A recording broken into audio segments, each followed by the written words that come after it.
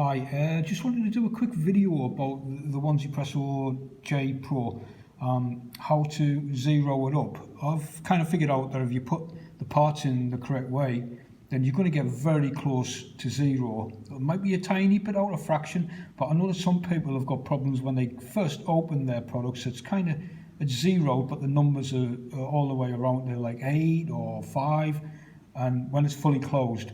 So I've noticed that if you put them in the correct way, that you can pretty much get back to zero if you follow this method.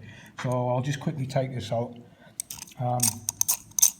Take your adjustment cap off.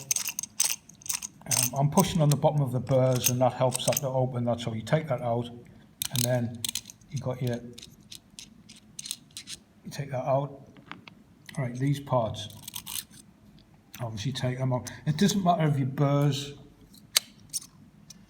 if you leave go of that, it's in quite a way, but it's not fully closed. Right, now on your burr shaft, there's kind of one flat edge here on this side, right? The other side is a little bit more rounded. At the top it's flat, but when it goes down to the threads, one side is flat and one side is round. So what I do is I get the flat side so it's level with the dot at the top. I'll start with that.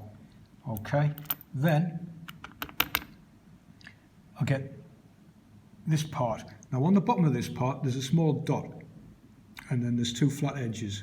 Okay, so what I do with that is, obviously you want your dot to fit inside, so it's in the same part as this, but obviously upside down. So that dot needs to go in there, and it'll only go in one way because it's flat on both sides, but the dot needs to be level with that.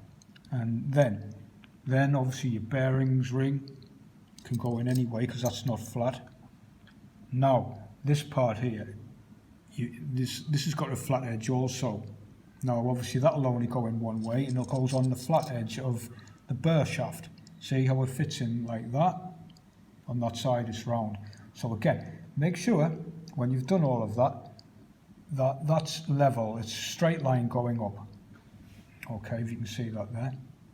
That is a straight line to meet there.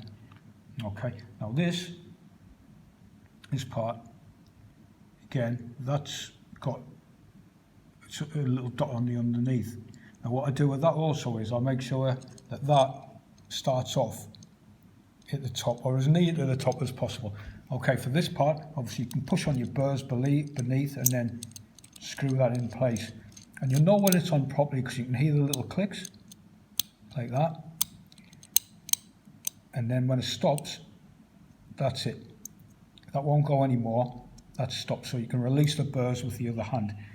Now this one with the numbers, the number dial, the adjustment dial itself, it doesn't matter with that. You could if you wanted to. You could start with 0, it doesn't really matter.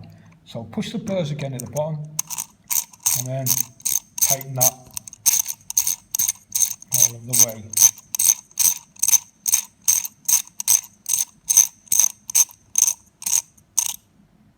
Okay, there. Now that's on 0. That's perfect. And that's how you get it back to 0. Sometimes when they get it from the factory, they just haven't set them up properly. They say they have, but if you're cleaning it and you want to get it back to 0, that's how I do it, and it pretty much works every time. It might be a tiny bit out depending on that nut that you put on with the little ball bearing. If you don't have that perfectly facing up, it might be slightly out, but I don't know if this is an exact science. I've just kind of trial and error with this, but that works for me, so maybe it'll work for you. So give it a go anyway. Thanks for watching.